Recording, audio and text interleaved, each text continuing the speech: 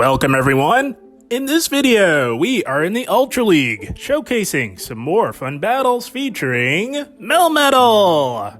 Melmetal, always a very fun pick for the Ultra League. It's been quite some time since I've run it in the Open Ultra League, and I thought, why not give it another shot on a very similar team that I've run in the past with Melmetal. In the past, I've run it with Kingdra, but today we're rolling with good old Milotic in the back. But Melmetal will be serving as the lead on this team, has a lot of very strong matchups in the Ultra League. And also on this team, we've got Gyarados on the safe swap. Now, Gyarados will be serving as the safe swap, but it can also, and you will see in these battles, close the game for you. It just really comes down to team reading. But generally, you can't go wrong just utilizing it as the dedicated safe swap. So Gyarados, amazing on the safe swap, very strong. And also Milotic, as mentioned previously. Like I've said, I've run the same team with Melmetal and Gyarados, but with Kingdra in the back. And if you don't have a Milotic, you can absolutely roll with Kingdra. It will do just fine. But Milotic, very bulky, slightly bulkier than Kingdra, and definitely helps out with Talonflame. But before we dive into the featured set of the video, we are starting things off with some bonus battles. Here we go. Walrein lead, pretty positive lead, but as we all know, Walrein can absolutely fight back and really threaten to one-shot with EQ. You could stay in and play that bait game, but we're not playing the bait game. I would rather catch a potential EQ on the very tanky Milotic they were baiting. That's fine. I don't like playing that bait game with Walrein and risk either getting one shot or giving them an early shield advantage. So I'd rather catch the damage. And we are met with a Virizion. Very solid answer to Milotic, especially when it runs the highly recommended Leaf Blade. And we will not even get to a move. That's fine. Getting a little tricky here, but we're going to come in with Gyarados, seeing that they are running the new fast move of Double Kick. We are resisting that fast move pressure, and they go Leaf Blade here. So, not sure if they're running Stone Edge, but we're going to catch the next Leaf Blade back onto Melmetal, guys. Sit back and relax. This battle is very back and forth, and we showcase an absolute clinic on catching resisted damage in this particular battle here. They come back in with the Walrein to I guess absorb some damage, and they are back in with the Virizion. This is not... They've only built up to Leaf Blade energy at this point. We've not seen the second, so Sacred Sword and Leaf Blade are the same energy cost, so we knew to shield there. So they're rolling Sacred Sword, Leaf Blade, and they shield our superpower. We, of course, can hit this thing for neutral damage with superpowers, and we were absolutely loaded, and we grabbed the second shield. Holy smokes. So we're going to catch the next Sacred Sword onto Gyarados. I'm telling you guys, this battle, we're showcasing an absolute clinic on how to catch resisted damage. And they've got a Swampert in the back, which is very interesting that they chose to double shield their Virizion, as Swampert is one of the best answers to Melmetal in this meta. But here we are still up a shield with our Gyarados, and their fast move pressure is double resisted with our flying typing. This is why Gyarados absolutely shuts down Swampert like you wouldn't believe. We've got an Aqua Tail here. Gonna put this Swampert out of its misery as we say bye-bye to the Swampert. And now we can just farm this thing down with overpowered Dragon Breaths, taking out the Virizion. I think we threw our opponent for a loop. We have a lot of unconventional Pokemon that you don't see every day, so they were probably unsure as to what to do with this team, but good game, well played nonetheless. Had to really implement some clever tactical maneuvering in that last one, but we got it done in the end. And here we go. Awful lead. Just about the worst lead that you can possibly see in Escavalier. So what we're going to try and do is put the pressure on them early with a superpower, and we fully intend to swap out and hopefully catch a drill run, but no.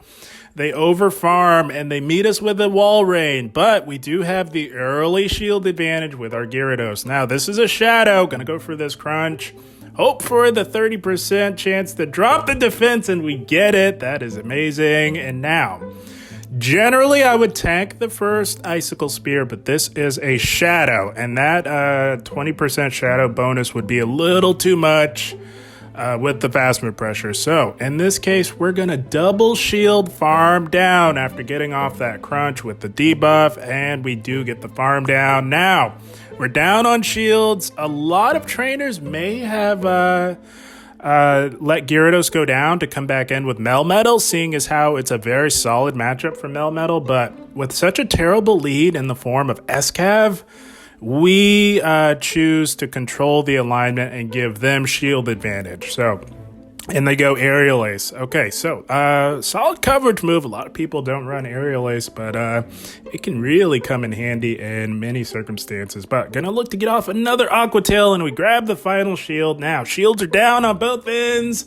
We were able to flip switch and control alignment. And now, here we are with our Milotic. Quite bulky, guys. I'm telling you, if you've got a Milotic or if you've never seen it in action, this thing has some amazing bulk for the Open Ultra League. It's amazing. And they're just going straight Aerial Ace, which is very interesting. Not sure why they're doing that. Definitely Drill Run is the way to go in neutral situations. But here we go, guys. They got a Swampert in the back. Oh my goodness. They had two amazing answers to our Melmetal in the form of SCAV and Swampert. So we're just going to throw Melmetal in. We knew that we had some residual energy. Gonna look to do some big damage on the Swampert with a fully powered superpower, and they throw. That is amazing. That could not have worked out better because with the debuff, it does one shot, and now it's getting pretty close, coming down to the wire, but we get the farm down, and we've got the Surf with some energy to spare, I might add, locked and loaded as we say bye-bye to the SCAV Milotic.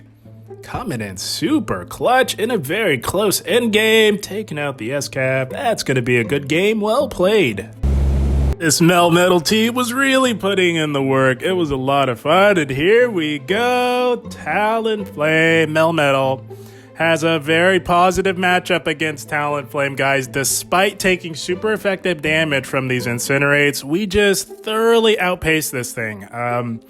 So gonna go for Rock Slide number one. You're gonna throw on optimal timing, of course, and you could absolutely stay in and win this lead, no problem. You do have to play out the 2 shield, but we don't really want to do that just yet. So we're gonna look to throw our second Rock Slide here, just as they are getting to their second Incinerate, and we're gonna try and catch the resisted damage here. Taking a 2 shield advantage, but no, they look to overfarm, and now we're gonna have to throw up that shield because they are absolutely at a boosted Brave Bird. That's an amazing shield, even for a tank like Milotic, and they meet us with a Shadow Drapion here, so this is absolutely fine in the 0 shield. You guys can probably see what's coming from a mile away, guys. We're running Blizzard.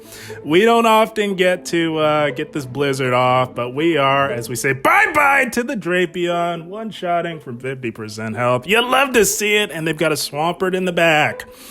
So this is why we run Gyarados with something like Melmetal, because outside of a grass type, Gyarados, there's no better answer to Swampert than Gyarados outside of a grass type like Trevenant or Venusaur. Gyarados absolutely dominates Swampert. It shuts down and hard walls its conventional moveset.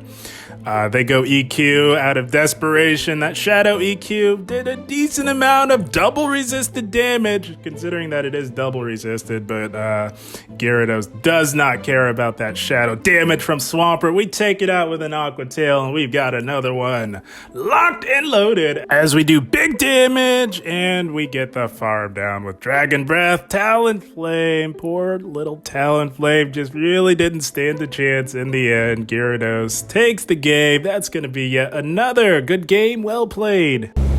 At a blast with the bonus battles. As we move into the featured set of the video, we are met with an Obstagoon. Another scenario where, despite taking super effective fast move pressure, Melmetal can absolutely do very well in this matchup up against Obstagoon here. They go Night Slash. We knew that even if they were running Cross Chop, we could definitely tank that and still absolutely get to the back-to-back superpowers.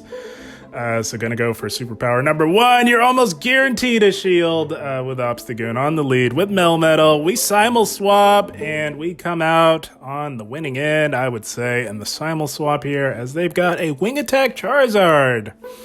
Legacy Wing Attack, I might add. I am also a fellow Wing Attack Charizard enthusiast. I thoroughly enjoy it, but here we are in this very positive mid-game matchup that Surf nearly one-shots. And they're only going straight Dragon Claw here just to get the guaranteed damage. Not a bad strategy, I would say, but we do take out the Charizard, and we are still up a shield. That's the power of Milotic in the Open Ultra League. Gotta go for a Surf and chip the Obstagoon here. They should farm all the way down, but they choose to throw. They should have... Yeah, I guess they can throw here, but I think the better play would be to just load up on energy, but they already had loaded energy, so they choose to throw immediately as we come back in with the Melmetal. It is another Night Slash, so maybe they're running a nuke move, or perhaps the terrible Community Day move of Obstruct. We don't know what their second move is, but it does not matter as they've got a Shadow Swampert in the back. Oh my goodness, guys. It is so nice when you're running Gyarados and your opponent has a Swampert lurking in the back, because like I said, outside of any grass type, Gyarados is the best answer to Swampert in this meta. Again, because it does hard wall its conventional moveset, and they are doing no fast move pressure. We're just playing to the CMP tie against the Swampert to really put them in a tough spot. Do they want to shield? No, they don't shield. And now they're putting all the hope and faith into that Obstagoon left remaining on the team. Gonna go for another Aqua Tail here. They can tank this, but it would be getting them dangerously low, and it does.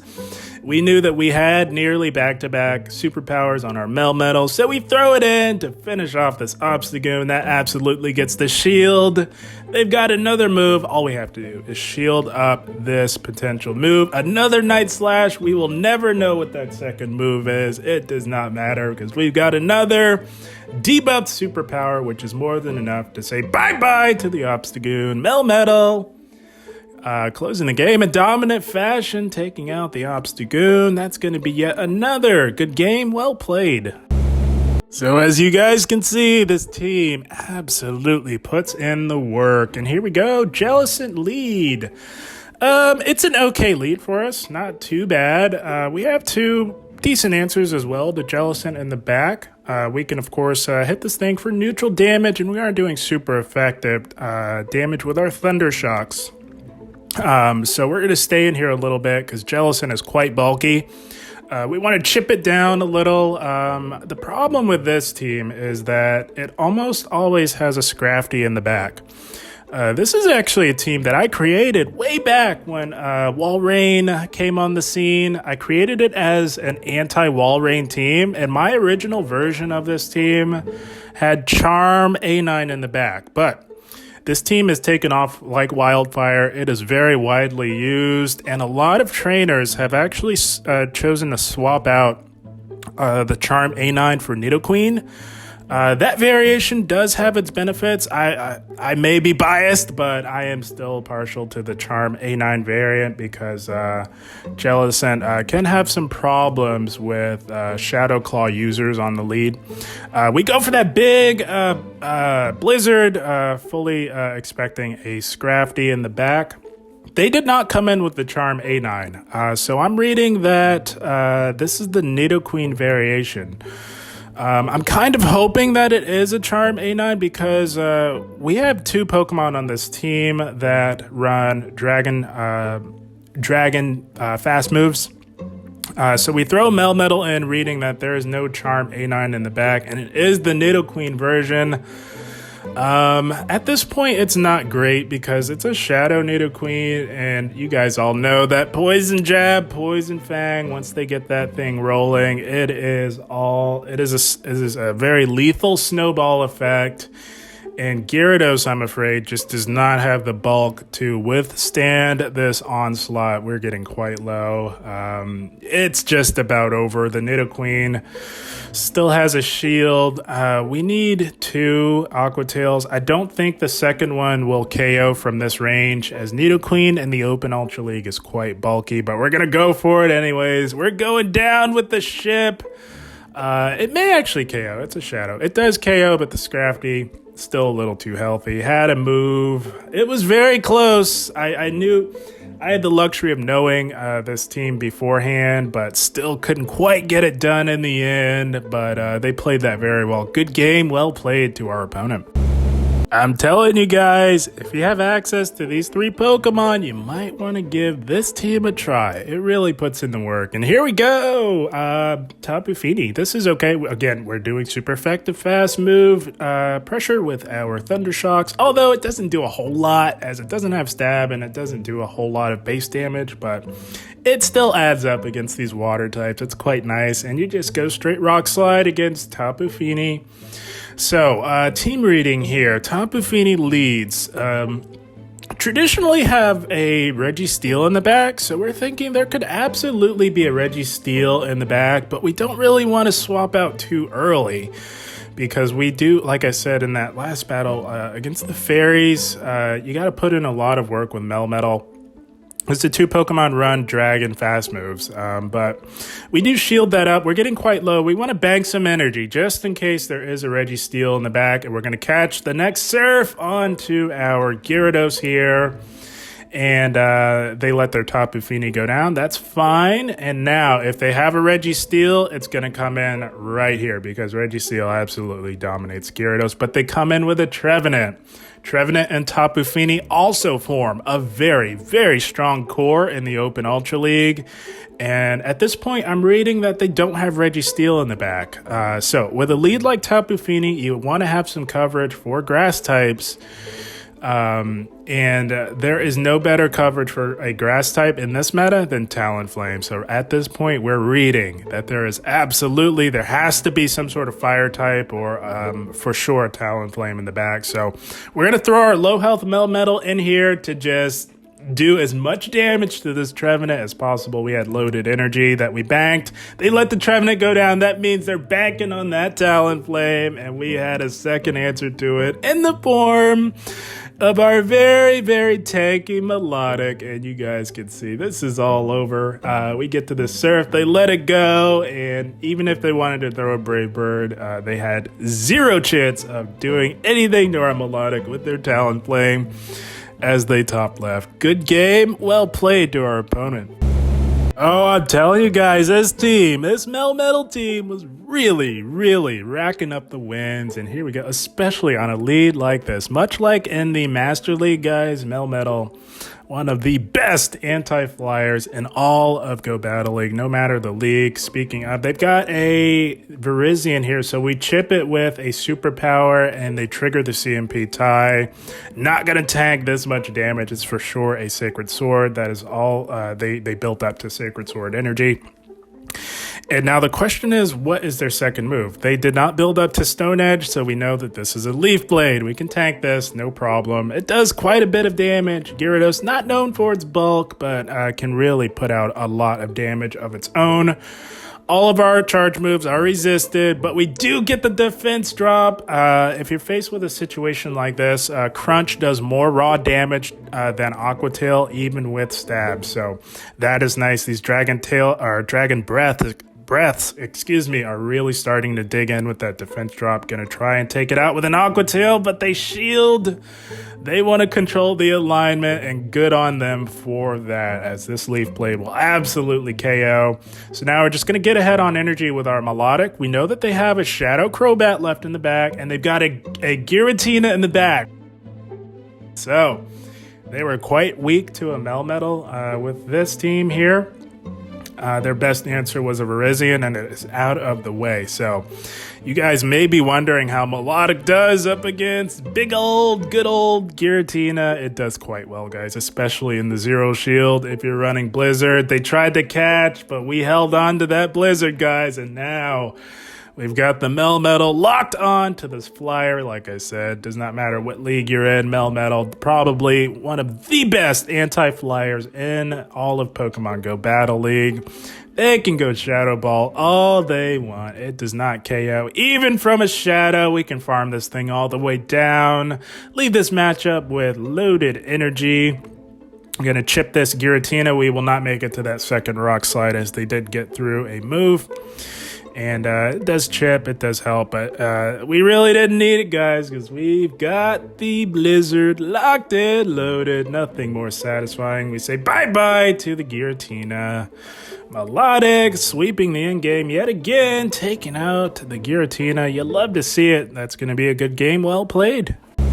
I'm sure most of you out there have a solid Melmetal. If you're looking for a solid team for it, you might want to give this one a try. And here we go, Berserker on the lead. Very tricky lead, and looks like they may be getting some lag. We just keep attacking, guys.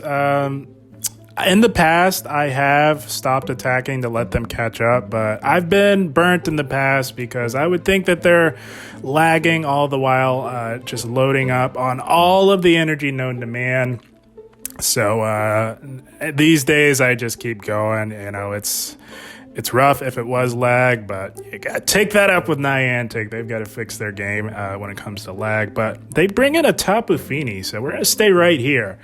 As mentioned previously, both of our two Pokemon in the back, although they do resist the fast move pressure, Tapu Fini double resists the dragon damage. So the best bet is to just keep the Melmetal on the Tapu Fini. We do take it out, and they come back in with that Berserker. Berserker does run foul play, close combat, gonna shield this. We don't know what else they have left in the back. Melmetal could still put in some work. It's still relatively healthy, gonna fire back with a superpower, and they do shield. That's amazing. We are now even on shields. We are gonna throw Gyarados in here to pressure this Berserker here. They have to shield. They've already thrown a close combat. Their defense is severely compromised. They bank a ton of energy as they make a play into a Giratina running Dragon Breath. So this is fine. Gyarados does quite well up against Giratina, especially with a shield advantage, as of course it does do super effective damage with Dragon Breaths, and we can do loads of damage with a Crunch. That does quite a bit of damage to a very bulky Pokemon. Gonna put it out of its misery with a resistant Aqua Tail. This will absolutely KO from this range. And now all they have left is that poor Berserker with no shields, guys. Berserker with no shields is a very, very sad Berserker because it is not known for its bulk and it throws that close combat. We tank that like a champ, no problem. They are now going to go for another move. They throw another close combat, and true to the nature of Berserker, they're going Berserker, throwing those close combats just as fast as they get to them. We take it out. We do take that with a Milotic. It was quite easy for Milotic because it's quite bulky. Definitely tanks, big damage, no problem. And that is the team, my friends. Good game. Very well played to our opponent. And yeah, this Melmetal team was really, really putting in the work in the Open Ultra League. Like I said, with Melmetal, I've run this same team in the past, but instead of Milotic, I've run it with Kingdra.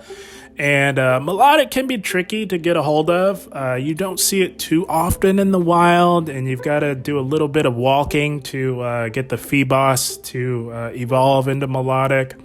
And that's after catching a solid one for PvP, so not the most accessible Pokemon, but if you have one, my goodness, definitely give it a try with a team like this. But if you don't, again, you can absolutely run Kingdra.